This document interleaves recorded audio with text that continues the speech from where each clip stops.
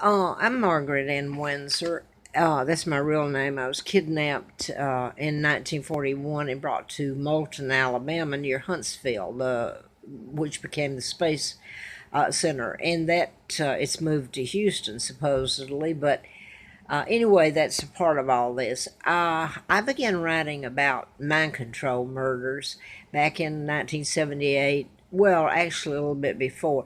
But Mr. Flint, Larry Flint of Hustler magazine, was shot in Lawrenceville, Georgia, a few miles away, while I was doing the book. And I had a letter from the FBI dated on my father's birthday. I found out later that I'd been kidnapped in late '83. I found out, and who my father is and who my mom is. And I wanted to try to put, maybe this is a end of all this mess. I certainly hope so. Anyway, Larry Flint was shot. Got a letter from the FBI June the 23rd, which is my father's birthday. Of course, he was born quite a few years ago, but this is in '78 that I got the letter. And it was from the U.S. Attorney Harper, ongoing investigation, national security involved.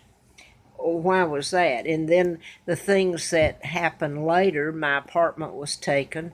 Well, you could say the middle of March of '80, when I went to Dallas to try to get away from the mess, and I was going to stay with Laura Childers Klein, his sister, my ex husband's sister, in Abilene, and she was going to see if she could help me get a job.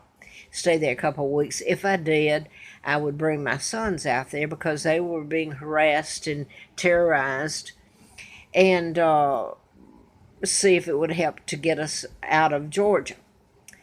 And ended up that I checked with her, and my ex-husband checked with her, and before I left Atlanta, when I got to Mesquite, I stopped in Mesquite to spend the night at a Days Inn. That's next to Dallas. Next morning, I called her to tell her I'm there and I'm on my way, and she tells me I'm no longer welcome. Well, she helped her brother get me out there, okay? When I got back to Atlanta, I had no apartment. It was all illegal. I put this up on Facebook and YouTube's and everything. The law didn't work for me. Now then, that was about the 8th, 10th, 11th of March. So I get back and I have no apartment, and I'm not going to go through telling because there's something else I want to tell here. It ended that um, I went to who I thought. I got back, and my ex husband has my apartment. They let him, the few days I was gone, to try to relocate. The people at the office knew. I took when my ex husband, he would stay briefly with us. He was out of town a lot with his job, but I took him up there. I'd already signed the lease and been living there for a month or so at least. In Laurelwood Apartments on Bentley Drive. I had previously lived just across Delk Road, Powers Ferry, right there in Moonraker Apartment. Yes, as in Moonraker 007, and the name of the book was MD, A License to Kill. So you got Roger Moore 007 in Moonraker. And they even have a thing about mind control in that. And this is back in, the movie came out after I had written the book, and a few years later. So I didn't just come up with a Moonraker and move in there and all that. It was owned by Penthouse Magazine, and then it was sold to oh gosh, it was early in the morning, and quite frankly, I can't think of uh, the church. What's the church with the genealogy? Anyway, it was sold to them, and they owned it while I lived there. It was kind of plush. I'd never lived in something like that before. It was very pretty. But anyway, A License to Kill, the name of my book was MD, A License to Kill. And that's when the other 007, Timothy Dalton, played in that. And both these movies came out after I did the book. Of course, I didn't get it published because they tried to kill me. And they did a darn good job. I've put this up. And now I'm going to go to this. This is about mind control. I was writing about mind control and programming and the fact that you can cure an illness or create an illness. And this goes back to the Tesla files that were stolen in 1930. And I have a friend of mine who's FBI. He was undercover for the Huntsville Times back then when they almost killed me. I'm talking about they actually did it then, 1980, when I went out to Texas on a wild goose chase and then trying to get away from the mess. And then his sister, my ex's sister, suddenly overnight she decided, knew I was en route, that I was no longer welcome. I got back, I have no apartment, so she helped him out. They've allowed it to be signed while I was gone the couple of days. I mean, that was ridiculous. My husband or ex-husband and I had gone up there and explained to her to make sure it was okay that he was there occasionally because so many things were happening and I'd done the book. Now, she allowed him to do it while I was gone. It was, everything that's happened is illegal to me, and nobody's been held accountable, and I'm going to quit here because I put all this up. Mesquite has to do with all this. Mesquite, Texas, Mesquite, Vegas. The name Eric has a very important in it. These were mind control murders done in patterns. And I'm sorry that you people don't like it. I didn't create this mess. I just told it. And I was kidnapped and brought over here. I found out about that when I was flown out to Larry Flint's. He had been shot in Lawrenceville by a program shooter. And it fit in all the patterns. You can prove some of these. There's no doubt, even though mind control is invisible. They were deliberately done in patterns. I guess so it could be proven. But anyway, the book wasn't published. They stopped it, and I was almost killed. And I went to a local hospital and for a tox screen to try to dilute whatever had been put in me. And of course, it was a fiasco then. The doctors, Dr. Chilton wasn't even supposed to be at the emergency room. He wasn't on staff at West Paces Ferry. And Beecham helped in it. It was a horror story. I was put in the car and forced in the car a few days later. This is hell. And what they put in me should have killed me. Let me clue you. It was a living hell. Later, and this has been on TV, Forensic Files and other programs, where two local one was in Cobb County, Marietta, where I did the book and lived. Then a little bit later, this is after this happened to me, Forsyth County comes into play. That's right near Atlanta, an adjoining county, where two, I think they were rescue unit people are associated with law enforcement. One was Cobb County and one was Forsyth. You get into Forsyth, they will kill with, oh heck. I'm not even going to say it. Same thing they used on me. And I'm going to quit right there. I'm going to go to this. The mesquite in the Las Vegas is very important. And you can poo-hoo it, and it may be, and call me names if you want to. I've put pictures and endorsements where Mr. Flint helped me in a campaign to replace Larry McDonald, one of the doctors who was a congressman and urologist from Piedmont Hospital. I've put all this up, and I've got birth certificates and marked through and all documents up there on Facebook and YouTube, so I'm not going to do that again. And if I'm babbling this morning, I've been through another, it's almost like a survival thing. If you survive, maybe. Well, Vegas, when I was out at Flint's, Larry McDonald, the plane he was on, went down August the 31st of 83. This is a doctor I'd written about and had all this happened, but I thought because of the book, and in part it was. Anyway, he went down in the 007, I mean the KAL 007 that was shot down by the Russian MiG, August 31st of 83. Mr. Flynn had been shot in March of 78 when I was doing the book about mind control and programming. He flew me out there, and I'd never met him, but he flew me out there and helped me during the campaign. He furnished me a car for a year after then, and I'd never talked to him after then. But anyway, he helped me in getting donations they did, and everything I got was from Vegas casino owners. You would think, because you have to file this, and you'd think I was a gambler or something. I don't drink. I don't do anything. The only thing I drink is I love coffee. Okay? That's me. I'm just straight laced as they come. All right? And to be done and call names because I simply told the truth, and I'm the one that was kidnapped. I found out later after I left Flint's that I'd been about my kidnapping. The Brits told me, and the Germans, my German family, and the Germans helped me, and the Brits, or I wouldn't be alive, and some Americans, and I thank those Americans that did help. Basically, they just told me to go to hell.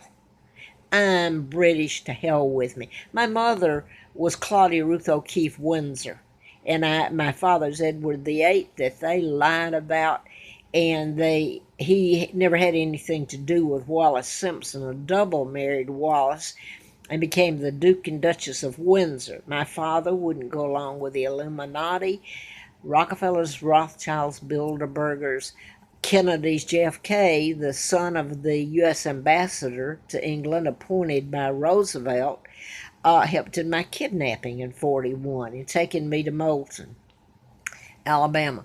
Now then, let's see if I can. All I'm going to put up here, whether it makes sense to you, if it follows through, it should be over. I'm going to leave it at that. This, I will say this, that the Paddock, the Illuminati are the ones that kidnapped me. My dad wouldn't go along with it. He was married to Claudia Ruth O'Keefe, an American. Georgia O'Keefe, the artist, is my aunt. And they took him out with character assassination. His own brother, George VI, who's illegal, thus Elizabeth's illegal, and she's lived with my money and my title, and took away my ability to help my country, and she's helped destroy it, totally destroy it. Illegal treaties and everything. So that's who my father is. When he abdicated, was forced to. By the way, my mom was queen then and should remain, but history was altered and changed through Winston Churchill, the Illuminati, the Americans changed it, and you wouldn't see the truth. But when he abdicated, December of 38, 36, I'm sorry, he abdicated, and there was an addendum to it, just like addendum to my divorce. And my husband was a part of this. Good or bad, he was a part of it all. He was supposed to marry me, and I realize that now. At one point, it looks like he tried to kill me, help him kill me. That would be the Dr. Beecham and Larry McDonald, etc., etc. So, anyway, I'm having trouble with this because I just got out of the hospital. I'd been kept penniless and homeless and bouncing around and making, if you did a background check on me, you wouldn't get the truth at all. And by the way, I'm going to say this here. Other than the Larry Flint, and because Mr. Flint, I believe that was kind of an attention getter. People, are you listening? Because they'll look at Hustler magazine if you put it up, and but I worked after they had done that to me and I was almost dead in 1980, and went to the hospital, and they almost killed me. West Paces Ferry in Atlanta. I was illegally taken across the state line by the mother of the twins, where I was put when I was brought there and given the twins' name Peggy, who is the mother killed both twins, and the family covered it up.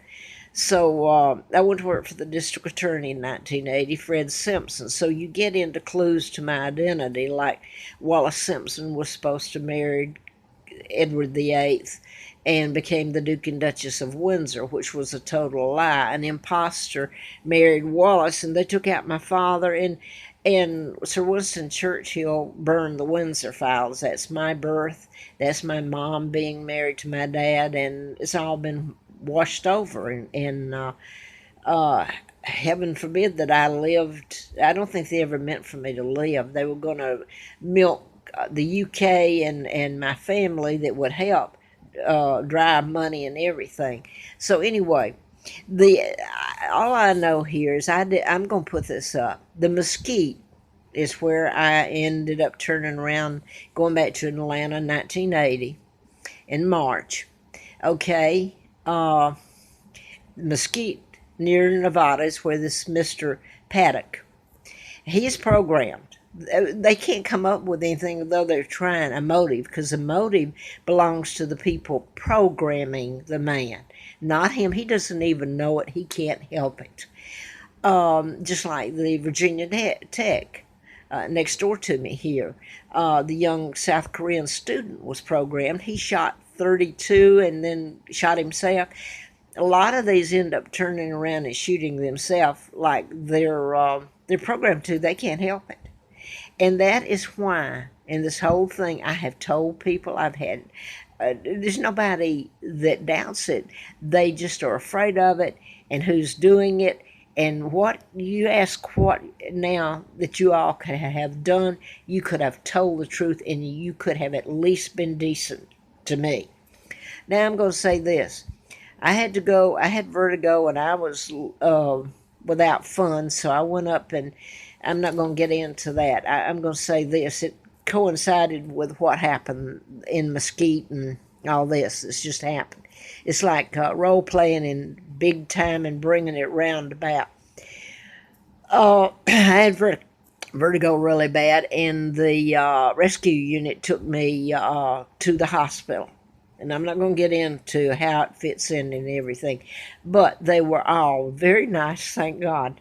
I was afraid with all the stuff that's gone on, me writing about doctors and almost being killed. I mean, they would have back in Atlanta in 1980. April Fool Day, that was a joke. I will say this without mentioning any names. They were nice to me. Nobody tried to kill me. Instead, it was the opposite. They were very nice. And my doctor was super, okay? And I'm here. I got back yesterday. And it's been a really rough thing because where I went, because I didn't have any money, I thought I would camp out. I used to camp, but I'm older and it's a little rough. They just paved, and I've told this, and I know what people are going to do with this unless they tell the truth about it all, finally. I went up on the parkways, Cornelius Shelter, the hikers uses right off. You can just walk down there to it. And it's got a hiker shelter that's nice enough if you need to get in it. They got a privy that's nice enough. And they've got water and a camping place. So I went up there, and I'm allergic to chemicals. I have an autoimmune disorder. And if I'm around toxic fumes, it affects me with inflammation, really, but it can affect me in other ways too. And one of them is vertigo. Well, they just paved. I couldn't believe